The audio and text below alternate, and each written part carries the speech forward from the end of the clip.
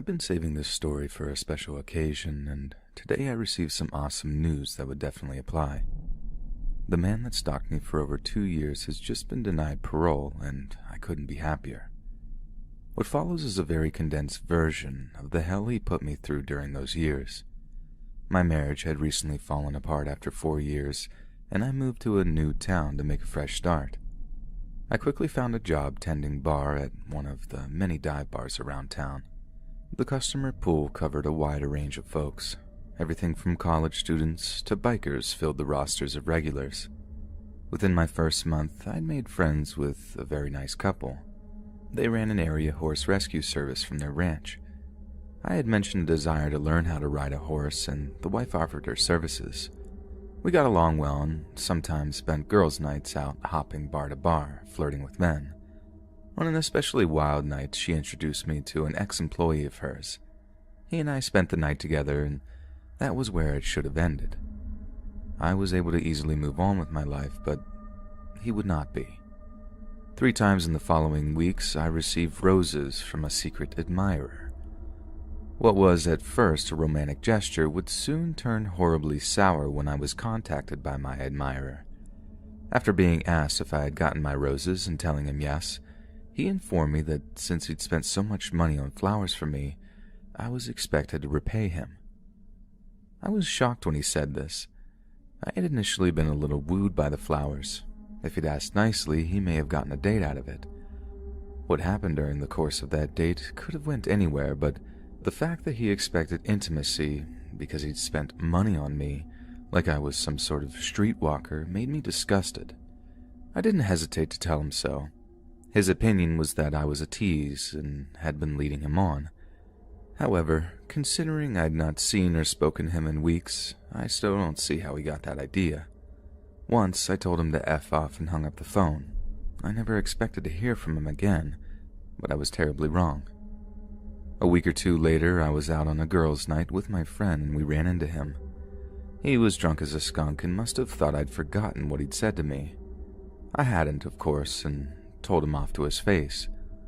All this did was make him more aggressive, and after he grabbed my butt, I told one of the bouncers I knew and he kicked him out immediately. I could hear him cursing me his whole way out the door. I had luckily thought ahead and asked the same bouncer to walk us to my car when we left the bar a little while later.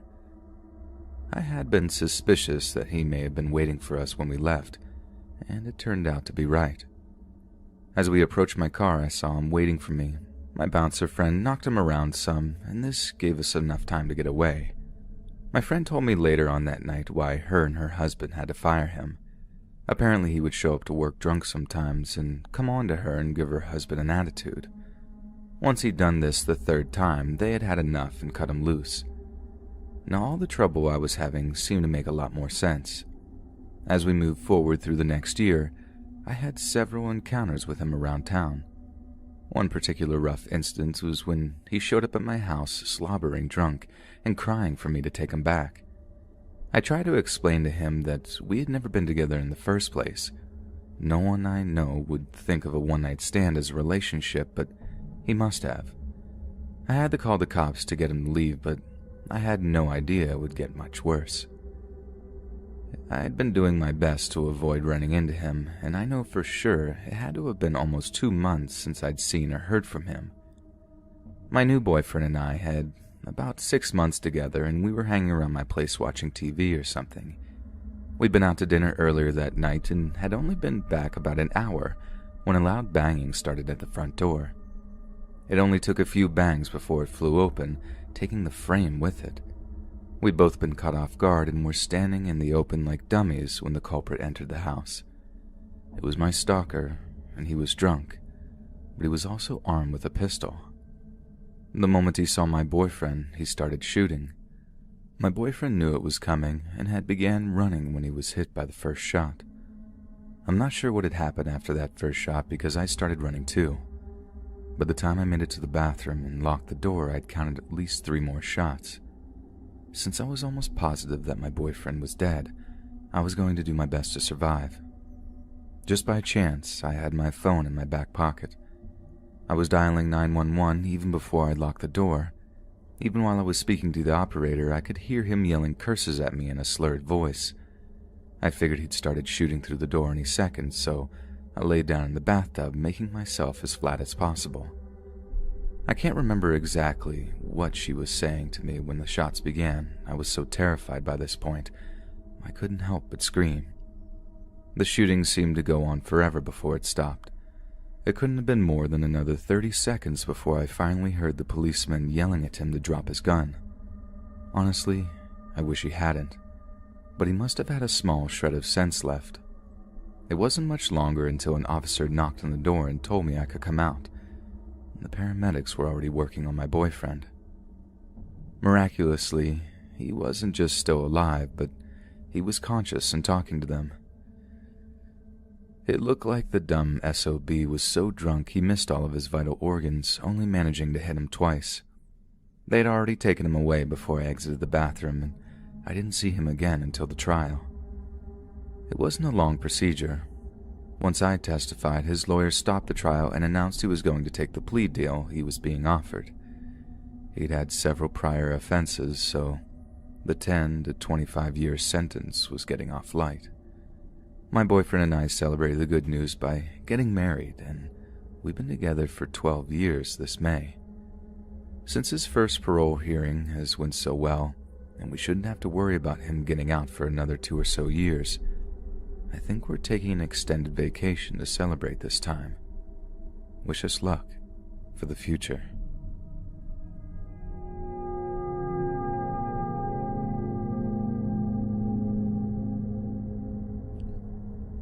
I had an unbelievable thing happen to me last year. It was just another run-of-the-mill school year. I was going into my last 2 semesters before graduation and had my mind focused on my life after school. I guess this is the reason I didn't pick up on what was going on around me for a long while. On an early morning trip into town, not long before the end of the first term, I made a stop to retrieve my shoes from the repair shop. I didn't pay much attention to any of the other shoppers. I paid for and got my shoes and went on with my shopping. While I was heading toward the used bookstore, I just happened to notice a young blonde man walking down the sidewalk on the opposite side of the street.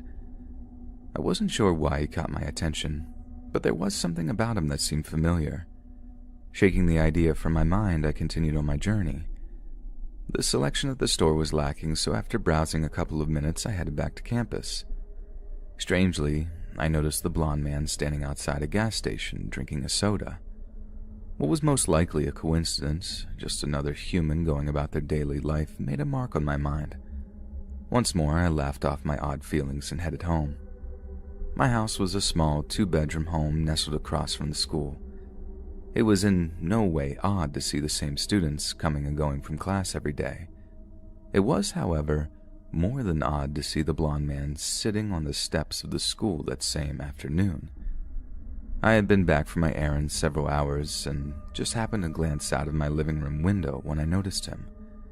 This coincidence was now starting to become concerning. A third attempt to ignore the situation growing before me had collapsed. Yes, he could have just been another student like myself, going about his day, but seeing him so many times in one day when I couldn't remember seeing him ever before then was causing me to be somewhat worried. Since he wasn't posing any danger to me sitting across the street, I forced myself to forget him and go back to my chores. Later on, when I looked across to the school and noticed his absence, I realized how paranoid I was being and finally put the blonde man out of my mind. His presence wouldn't return until that Monday. I had been walking to class and noticed him again, this time sitting with a group of a few other males talking to each other. After standing for a moment, watching him to see if he looked over to me and never seeing him doing so, I went on to my next class. Even though my focus was important to the class, I couldn't think of anything else but that man. The chance that I was being followed struck me as hilarious at that time. For some unknown reason, the man and I just happened to be in the same place at the same time. This was the only conclusion I could accept, and until the end of the term, a few weeks later, it remained the most logical reason available. During the holiday break one evening, myself and a few other girls were hanging around at my house. Out of the corner of my eye, I noticed a person sitting across the street on the school steps. To my shock, it was the blonde man. This was the first time I would be unable to retreat to a place of justification in my mind. The school was closed for the break, as were the dorms. No logical excuse for his presence existed. Just to make sure I wasn't losing my mind and seeing someone who wasn't there, I asked one of the girls to come to the window. I asked her if she knew who he was or if she had a name, but she claimed to have never seen him before. She must have seen the concern on my face because she asked me if I was okay. Thinking quickly on my feet, I changed the subject. At this point, I was unsure if my growing fear was justified, and I didn't want to drag someone else into a possibly embarrassing situation. We went back to our other friends and enjoyed the evening festivities, but all along, the unknown blonde man lurked in the back of my mind. Things would go back to normal somewhat, until the weeks following the new year when an already strange situation would become an outright farce. On an ordinary Monday morning, I was preparing myself for class when I heard a shuffling on my front porch. Acting before I thought, I threw open the door just in time to see the backside of a blonde-haired male running away from my house. I hadn't even had a moment to process what I was seeing when I witnessed the individual being struck down in traffic. The car that hit him had been going over 50 miles an hour, and he was supposedly killed on impact. For his sake, I hoped this was true. The moment police became involved, I had to make the decision as to whether I would mention all the strange things that had occurred leading up to this. Considering I, myself, was unsure about what had been happening, I made the choice to say as little as possible. I simply told them that I saw the man running across the street and get hit. Involving myself any further didn't seem right. After all, I still had no proof that the man was stalking me. Smearing the name of a man I didn't know struck me as a bridge too far. The following afternoon, I made a discovery that would finally put all my doubts to rest forever. Mixed in with the rest of my regular mail was an unmarked, folded piece of white paper. Reading it would provide me with many a sleepless night. It simply stated, "I see you every day, and I know you see me. Why do you ignore me?" There was no way I could deny what was happening now. The question still remained as to why I was chosen to be the target of his obsession. That answer wouldn't be discovered until the end of the semester. A group of students and I were sitting together and discussing our time in the university when one of the girls, a small and quiet engineering major, mentioned how unfortunate it was that Mark didn't make it the last few months to graduation. What she said next would show me just how self-centered I had become over the last 4 years.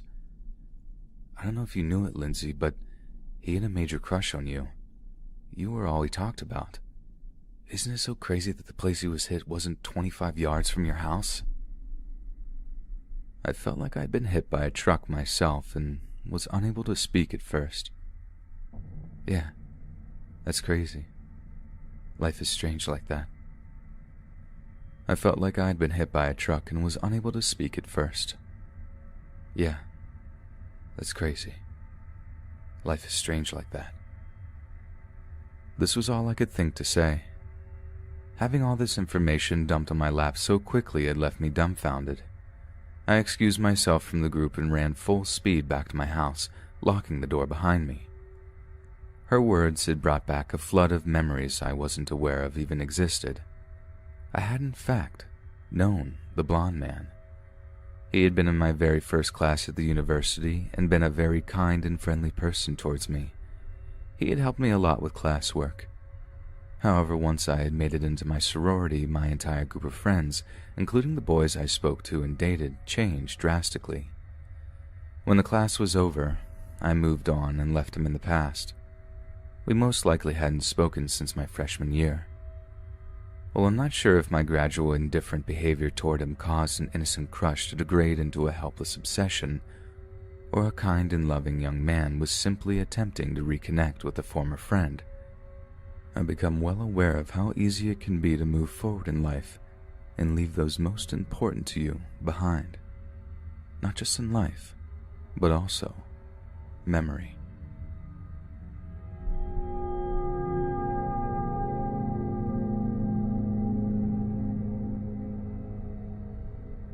I feel the need to share a story written from a viewpoint I don't often see here, that of a stalker himself. While I in no way want to give the impression that I believe my actions were in any way excusable, I think it's important for people to know how easily a shy young man's crush can explode into a full-bore obsession, and the precise events that caused this to happen, at least in my case. Although now, 10 years later after the fact, I am well aware of the terrible things I was doing and thinking, but I want everyone who may hear or read this to know not all those who become stalkers are terrible people. They are simply lost. However, it is ultimately up to them whether they step out from the darkness in time to realize this is where they are dwelling. Please give me a little of your time to explain how badly I strayed and what it took for me to return to my former path. If I'm going to tell this tale properly, I should probably tell you about myself and the person I once was. My early childhood had been a happy one as far as I can recall. Nothing really bad started until I began adolescence, and my cute freckles were replaced almost completely by severe acne. With the acne came the seemingly unending bullying and mockery. At that age, no girl, regardless of her heart, wants to be seen with a school pizza face, and he knows this very well.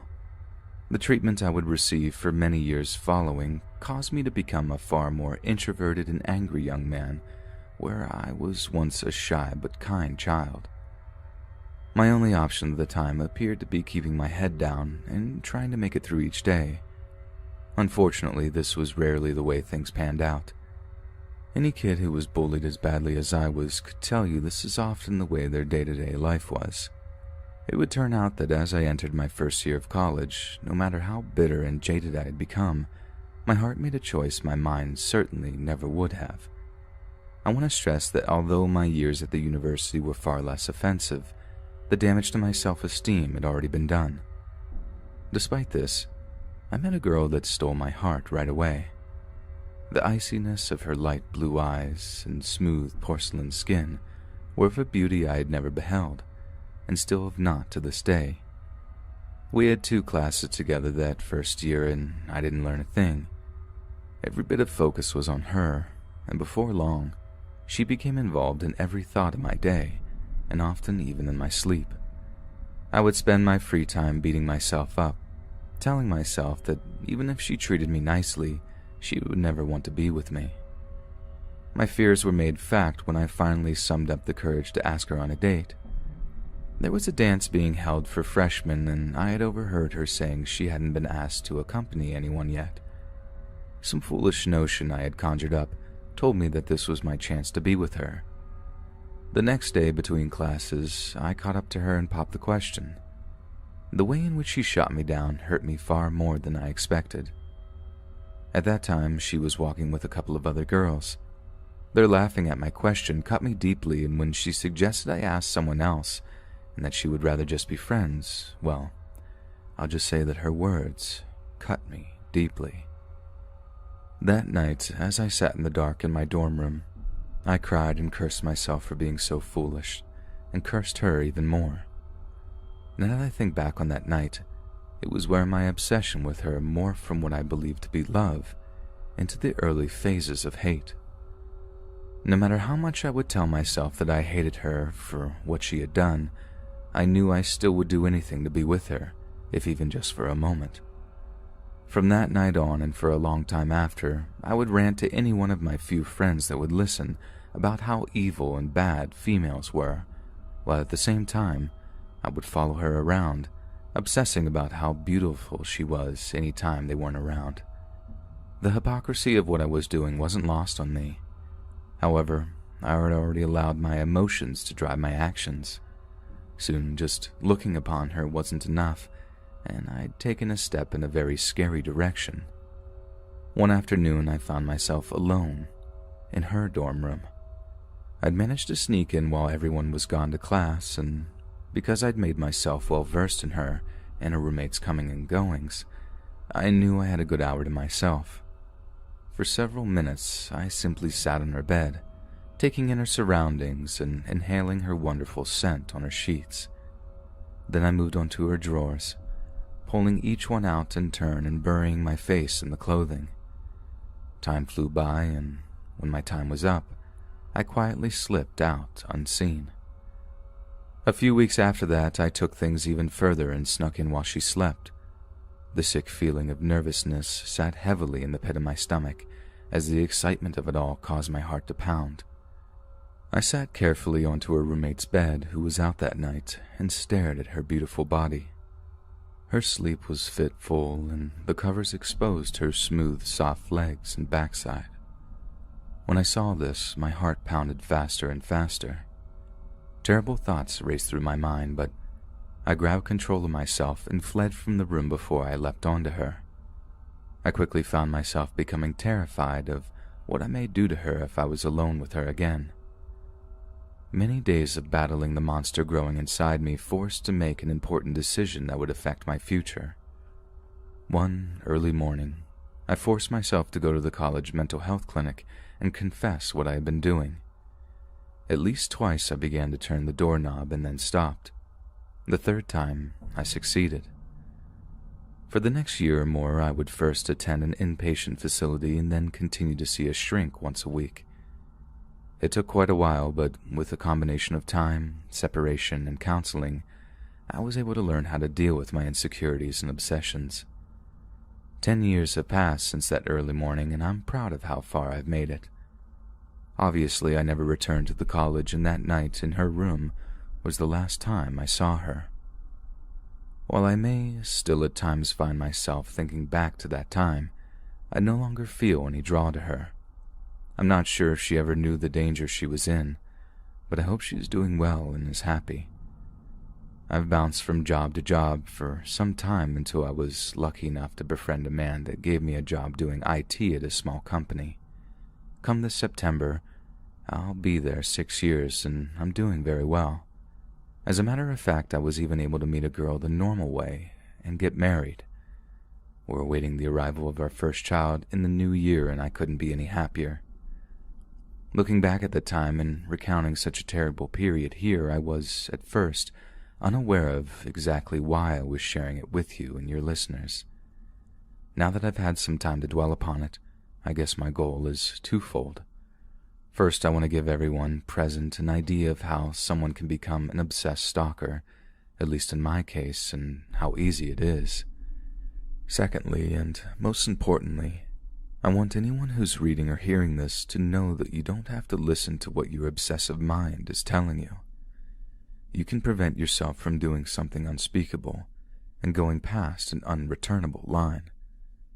Not every stalker is a truly evil person. They may have simply lost their way and need a little help returning to the proper path. If you see yourself in the past version of me, don't be afraid to get help.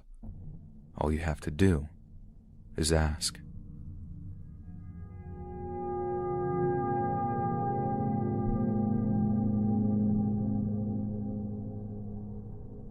My parents had a wonderful and happy marriage, and because of this, my younger days were great. That all changed, however, when my father was KIA in Iraq in 2005. Since my folks had been high school sweethearts at 16, his loss hit my mom very hard. For a long time, she spent most of her days and nights in bed. Luckily, I was already approaching 14 and capable of taking care of myself. Not 1 second did I hold her reaction against her. We all deal with the death of a loved one in our own way. Her long days in bed would end about 9 months after my dad's death, when a friend of my mom convinced her to go out with her to her favorite bar.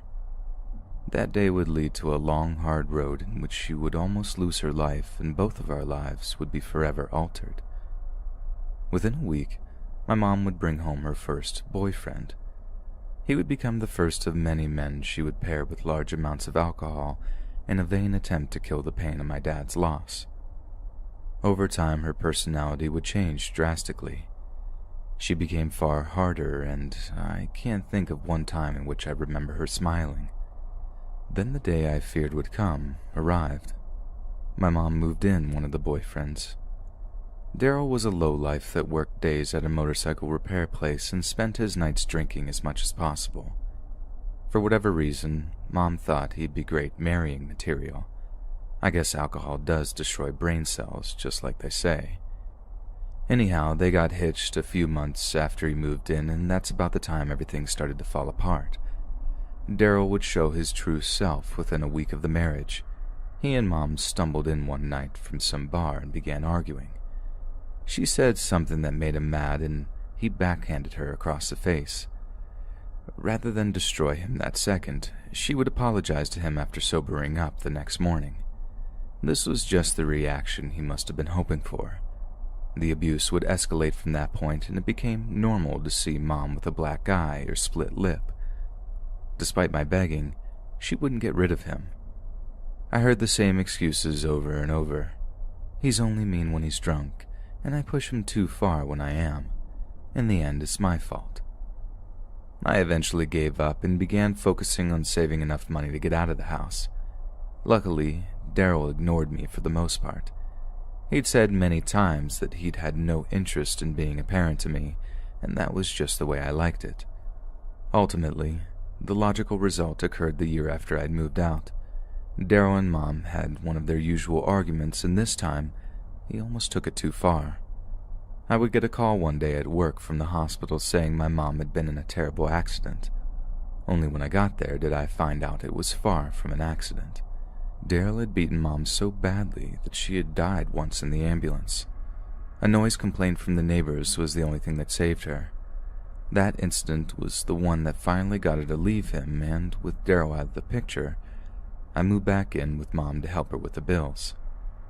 Things were a little rough while Mom healed. Daryl did try to get her to come back to him through text, but she managed to stand fast. Just as it was starting to look as if though she was going to be back on her feet without him, he caught her in a moment of weakness and convinced her to come over just to talk. On her way over, she did the one smart thing that would save her life. That night I was working and received a text from her saying she was heading over to the old house, the one that Daryl was living in. It was clear to me this was a bad idea. Once I managed to fill my boss in on the situation, I raced over to stop her. She was already there when I pulled up outside. As soon as I turned off my engine, I could hear people yelling at each other. I rushed into the house in time to witness my mom jump on Daryl's back. She was punching him on his head, and when he turned around to pull her off, I noticed a big bruise on her face and a bloody lip. It wasn't hard for him to throw her off. She was lying on the floor yelling curses at him. Each word she said was slurred, and this was when I realized she was drunk. Neither of them noticed me at first. They continued yelling at each other. As this happened, I watched Daryl reach into a drawer and pull out a pistol. He fiddled with it for a second and then pointed it at my mom. In her state, she foolishly laughed at him and said that he didn't have the spine to shoot her. A few seconds later, he fired the first shot. The shock of seeing this caused me to scream out, and this was when he finally realized I was there. When he saw me, he grinned and aimed the gun back at my mom. There was no way I could let him shoot her again, so I charged and tackled him. As we fell, a second shot went off, barely missing her. Fortunately, he was so drunk he had dropped the gun, but once he located it, began crawling over to get it. I knew when he had it, he'd shoot me next. Out of nowhere, I yelled out that I'd called the cops and that they were on their way. This was a lie, of course. When he heard this, he stopped and stared at me, trying to see if I was telling the truth. I put on my best serious face, and it must have worked. He reached down and grabbed the gun and helped himself to his feet. I winced when he stood up, but instead of shooting me, he turned around and stumbled out the front door. I quickly crawled over to my mom. Miraculously, she was still breathing. However, she was bleeding heavily. Dialing 911, I was told by the dispatcher that someone had already called in gunshots and the officers were on their way. No more than 3 minutes later, they showed up with the paramedics right behind them. They rushed her to the hospital, and after a long surgery, she survived. Daryl being drunk was probably the thing that saved her life. At the distance she was, he could have easily blown her brains out. When it comes to Daryl, however, he wasn't quite as lucky. The police caught up with him on his motorcycle a few miles from the house. After repeated demands that he drop his gun, he raised it and they emptied their guns into him. The moment I was told was like a load of bricks had been lifted from my shoulders, and I relaxed the first time I had in a long time. I can't pretend that his death made me sad because honestly, I'm glad he's gone. Our life had been a nightmare since he came into it. Once Mom had recuperated, my parents and I convinced her to enter alcohol treatment. It went very well, and she's been sober almost 2 years as of me writing this. Last month was the first time we visited my dad's grave since the funeral, and despite it being a sad day, I think it is a good first step in my mom's grieving process. A process I don't think she's ever managed to complete. However, I believe with a lot of help from myself and the rest of the family, she will be able to finally deal with his loss and learn how to handle it without the booze.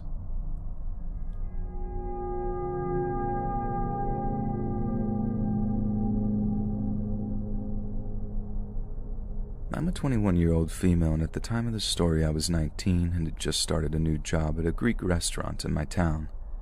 I had also just found out I was 6 weeks pregnant and still in the process of comprehending this, but ended up losing the pregnancy about 2 weeks after the incident. So needless to say, I was a freaking wreck emotionally already. This new job meant basically waiting tables for about 6 to 10 hours a day, and for anyone who has ever experienced morning sickness knows that it does not just strike in the morning. So I was pretty nauseated most of the day and exhausted, which meant I wasn't exactly the most alert. I was incredibly tired all the time, but I tried my best to still appear alert and focused. I woke up bright and early and put on a long-sleeve button-down, black slacks, and no-slip shoes. On my first day at this new job, I was immediately walked through and introduced to all the other employees. One person in particular stood out immediately. He was probably in his mid-40s to early 50s, overweight, dark, unkempt hair, and beard and glasses, and no smile. He stared like he was trying to direct me with his eyes and seemed to be analyzing every part of me. To this day, it is still something that can send a chill down my spine. I think it is also worth mentioning that because I look younger than I am when I'm not wearing makeup, I was continually being asked what high school I went to. Most of them assumed I was 16 years old, and I had never been formally introduced to this guy or even learned his name, so as far as he knew, I was 16 years old. I didn't see the point in correcting them since I was pretty used to being mistaken for younger when my arms are covered. Throughout my entire shift, I could feel eyes on me no matter where I went in the restaurant, and over time I would turn to the kitchen and see his cold, unmoving, deadpan expression locked on me like a heat-seeking missile. For the most part, on the first day, this is all he did. Aside from that, he left me alone, but for me, it was already enough to put me on edge. I would also catch moments where he and my manager would be speaking with one another, look over at me, then speak again. At first I thought, okay, this is just the hormones, I'm probably being crazy. Then towards the end of my shift, I let my manager know I would need to leave exactly at closing because I need to walk to my bus stop, and if I miss that bus, I'm kinda SOL until the next one comes a little before midnight. He agrees and says it won't be a problem. He also mentions that I'm dressed so formally and casual is best. So the next day I decided to just wear the same thing I saw my other female coworkers wear, and I come in for my shift. I am wearing all black short-sleeved t-shirt, black yoga pants, non-slips, and my apron. I also happen to have multiple tattoos, most of which are on my wrists, forearms, and inner arms. Not a full sleeve, but pretty visible. To most of the coworkers, this was enough to show them I was in fact over 18, but it also made me more interesting of an object to leer at during my shift for him. As I was restocking some of the sauces we put on the table, he approached me and stared me down intently. I looked up, startled to see him so close to me, and just said, "Yes?" He just stared at me for a few seconds and said, "Want coffee from me?" We had a machine we used to make various coffee drinks that we kept in the back, so I assumed this was what he meant and said, Okay, sure, thanks. I appreciate that." He seemed really content and just walked away without another word. He never actually brings me any coffee, and I think this is kind of weird, but just go back to doing my job. A few hours later, and it's finally time I can take my lunch break, so I quickly place my to-go order and run to the bathroom to change into a sweater. When I come back from changing, my food is ready, and he hands me the food, and I notice that there is a piece of paper on top, and that he is smirking at me, then looking to my manager with a smile. I realize later that the piece of paper is his phone number. When I come back from my lunch, I am asked by my manager to go into the storage unit behind the restaurant and grab cases of soda to restock the fridge. I agree and head back.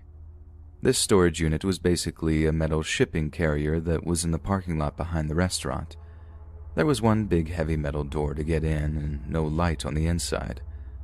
While I was in there, I had my back turned to the metal door while I was knelt down looking for all the cases of soda on the shelves. "Hey."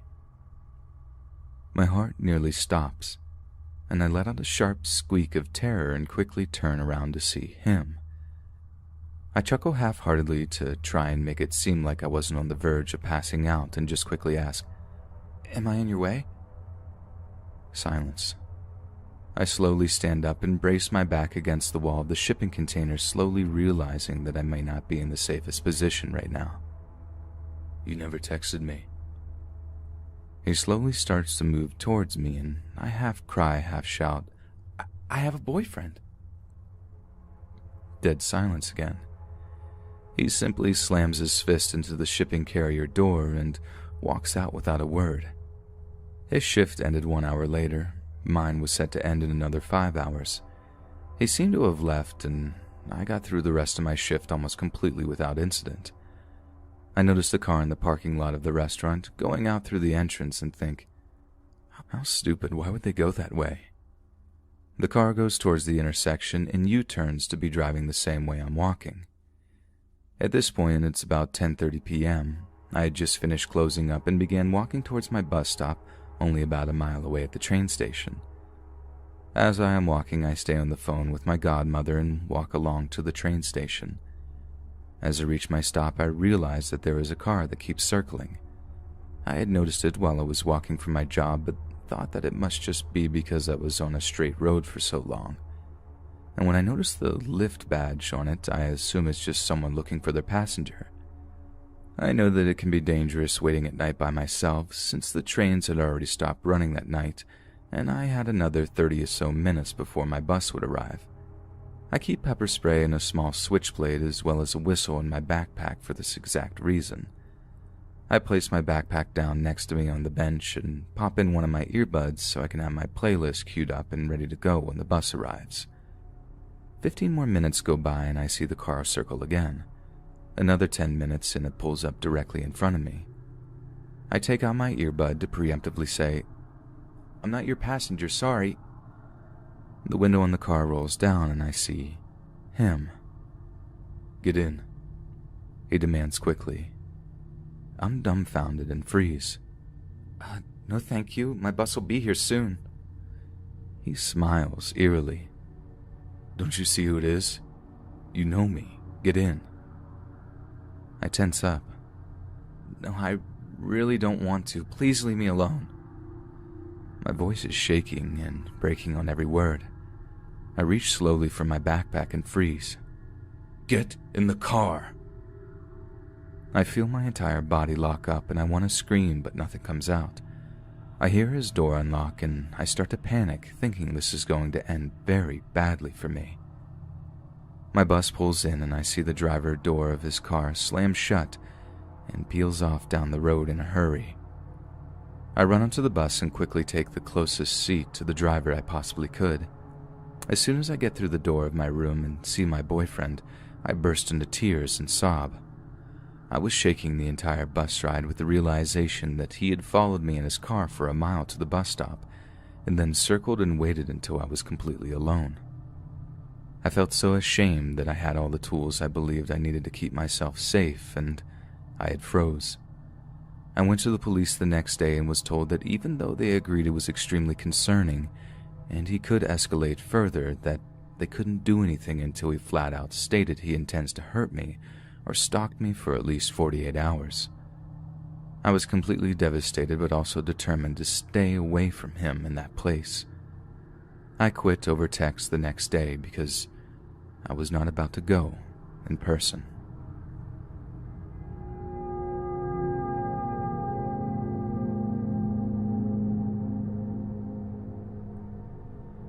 I live in a house on a cul-de-sac with my mom, 2 brothers, and a roommate. I work 2 part-time jobs, one of which is in the same office my mom works at. She's a doctor and I work with medical records. I'm 20, my brothers, who are twins, are 17, my mom is 57, and the roommate is 18. We also live very close to a volunteer firehouse that blares an extremely loud alarm when there is an emergency. Everyone within a couple of miles can hear the alarm. We're middle class and live in a modest house, but have a large front yard because our driveway is super long. 7 years ago we moved into our house, and for a while everything was chill, until we found out about our crazy neighbor, who I'll call Bob for privacy reasons. Bob has extremely paranoid schizophrenia and legitimately believes that the government is after him. He thinks that people are trying to brainwash him via microwaves, and he freaks out whenever he hears a plane pass by because he thinks they're after him. Whenever the firehouse blares the alarm, Bob calls the police because he thinks someone is coming after him, and every time they have to tell him that he can't do that. He has also made some odd comments about one of my brothers as well. For a few years we didn't hear much from him until one day he sent a letter in the mail trying to sell us his baseball cards for $1 million.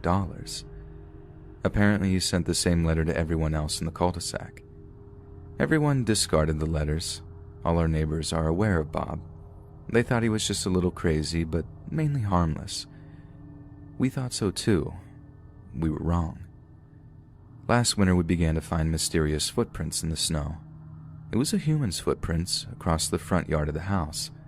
We knew it wasn't any of our footprints because none of us walked so far out into that part of our front yard like that. As I said earlier, our front yard is very large. We just shrugged it off as something odd. For a while, Bob hadn't bothered us, and we weren't thinking much of him at the time. Flash forward to a few days ago. Police were at Bob's house. Apparently he's being evicted. We kind of breathed a sigh of relief because he was weird but didn't think much of it. The next day after that was a normal day. Nothing odd. That was until Bob showed up at work. He began to rant to everyone about how he's in the military before going to my mom's secretary, asking to have lab work done on him. This was raising a bunch of red flags because my mom never told him where she worked. Not only that, but to find my mom's secretary, you'd have to go back behind the main row of secretaries. Each doctor has their own secretary, and there are about 15 secretaries total, each with their own desk, into a smaller area where a large printer is. My mom's secretary is in that smaller area, and it should be impossible for a stranger who hasn't been there before to know where she was. How did Bob know where to find my mom's secretary and ask for my mom, despite not ever being there before, and my mom never telling him her name? This freaked us out, and we decided to do some research on Bob. It turns out his dad was ex-military, and that Bob owns a bunch of firearms.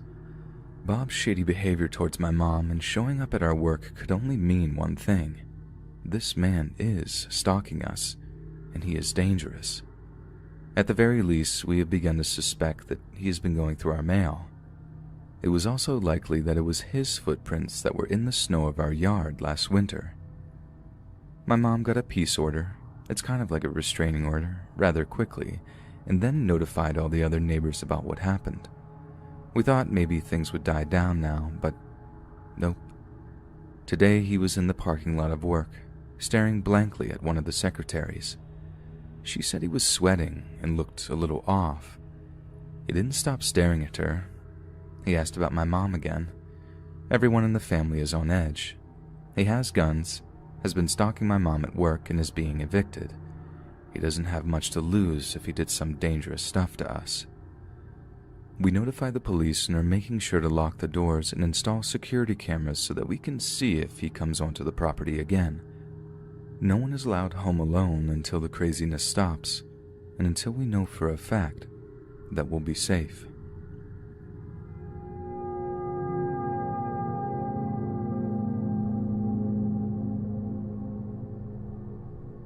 My first year of college was my first step out of my hometown. I was always a tad bit shy, but being away from home and surrounded by strangers made me much worse. One or two girls in my dorm had introduced themselves and we became good friends, but they would remain the only people I'd speak to for several months. This was until I met Brian. He was also a freshman and a big introvert like me. We hit it off quickly and were dating within a month. He was into anime and Japanese culture big time. Probably the biggest weeaboo in the school, but he treated me well for a while. Things started to change when we had been together for about 6 months. We were talking about our favorite movies when he realized none of mine were anime. He got very angry and started berating me for it. I was shocked by this behavior. He'd never acted this way toward me before. He was calling me a liar and a fake, saying I tricked him into going out with him. This didn't make any sense to me. I never told him, not once, that I liked anime. I think he just assumed I would like it because I was of Japanese descent. I realize now that's probably why he introduced himself to me in the first place. His yelling and name-calling upset me so much I ran off to my room to hide. I wouldn't hear from him again until he sent me a text a few days later. In it, he said he wanted to see me in person so he could apologize face to face. And like an idiot, I agreed. When I got to the library, his apology quickly devolved into another yelling session. He was nice and quiet at first, like usual, but he began getting more and more angry as he talked, and things went downhill fast. Like before, I fled back to the safety of my room and stayed there for a couple of weeks, except for when I went to class. Thankfully, I'd forgotten to tell him my class schedule. Multiple times over those weeks, I got texts apologizing for his behavior, sometimes more than one a day, but I learned my lesson and ignored them. Once he realized I wasn't going to contact him, he began trying to see me at my dorm. The other girls did a good job keeping him away, but finally one day he wouldn't take no for an answer, and we had to call the campus police to make him leave. That night, the other girls in the dorm came to my room and voiced their concerns about him. The consensus seemed to be that they were all afraid for not only my safety, but also for their own. They recommended I file a restraining order against him. So the next day, along with a few of the girls from the rugby team, I went to the campus police office to file the order. Since I occasionally ventured off of campus, the officers suggested I also go to the city police and file another order with them, and so I did. The seriousness of all this was becoming overwhelming. Without the support of my friends, I'm not sure I would have survived it at all. The following day, he must have been notified of my filings. I received almost 10 text messages from him running the gamut of sincere apologies to actual death threats. I emailed the messages to both the police agencies, and they said to keep in touch with them and to call 911 if he tried to contact me again in person. Me ignoring his messages must have bothered them so much that he was willing to risk jail because a couple of days later, he showed up at my dorm. He was likely headed for my room, but was spotted before he made it to my floor. The campus police caught him and eventually turned him over to the city police. After spending the night in jail, he was released. Later that afternoon, he was sent a message to report to the dean's office. The stalking and subsequent arrest had reached some of those higher up at the university, and they were brought into a meeting to hear his side. At the end of the hour-long meeting, it was decided to kick him out. He was told to be off the campus grounds by 9 p.m. that evening, and to my amazement, he did as he was told for once. That was the last time I saw him. Of course, he had to send me one more angry text message on his way out of town, but I was so happy that he was leaving, his words didn't bother me at all. The charges against him were eventually dropped. They were contingent upon him leaving town and never contacting me again. I'm overjoyed to say that he's kept his side of the bargain. My only remaining concerns are for the next poor girl he may set his sights on. Hopefully he learned his lesson, and there won't be a next time. Hey friends, thanks for listening. Be sure to subscribe and click that notification bell to be alerted of all future narrations.